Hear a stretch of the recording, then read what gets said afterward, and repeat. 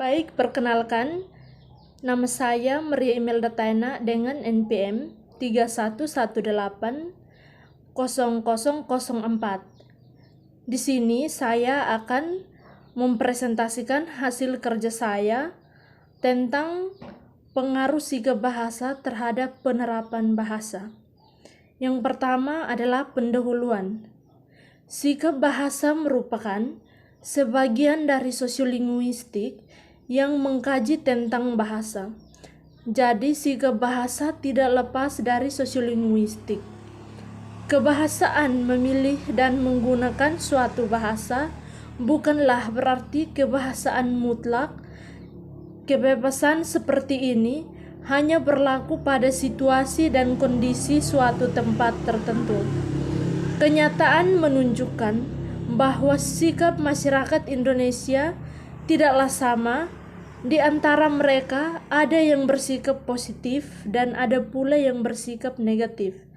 Berdasarkan kenyataan tersebut, dapat diketahui bahwa seseorang yang menggunakan suatu bahasa sangat mempengaruhi bahasa yang digunakannya dalam kehidupan sehari-hari.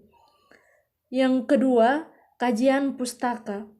Dalam kajian linguistik umum bahasa, baik sebagai langue atau langue, lazim didefinisikan sebagai sistem lambang bunyi yang bersifat arbiter yang dapat digunakan manusia sebagai alat komunikasi atau alat interaksi sosial.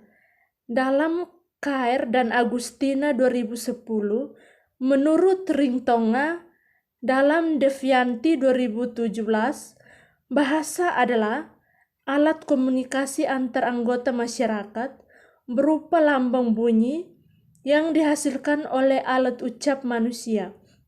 Menurut Anderson, dalam Kair dan Agustina 2010, sikap bahasa adalah tata keyakinan atau kognisi yang relatif berjangka panjang, sebagian mengenai bahasa, mengenai objek bahasa, yang memberikan cenderungan kepada seseorang untuk bereaksi dengan cara tertentu yang disenangi. Pada bagian yang ketiga adalah metode penelitian.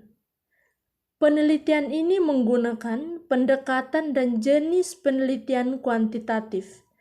Menurut Martono 2014 sampai 2020, penelitian kuantitatif adalah penelitian yang dilakukan dengan mengumpulkan data yang berupa angka atau data yang berupa kata-kata atau kalimat yang dikonversi menjadi data yang berbentuk angka.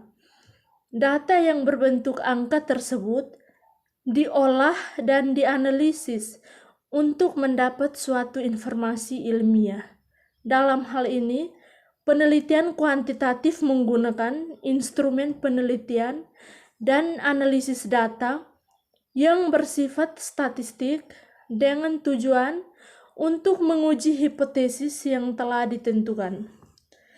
Pada bagian yang keempat, yaitu adalah hasil penelitian dan pembahasan. Analisis data dan pembahasan yang berdasarkan data angket, sikap dan tes objektif. Perilaku tertutup sebagai data kuantitatif, sedangkan data rekaman, wawancara, dan pencatatan perilaku terbuka sebagai data kuantitatif. Analisis data ini dapat dilakukan untuk mengetahui pengaruh sikap bahasa terhadap penerapan bahasa. Sekian dan terima kasih.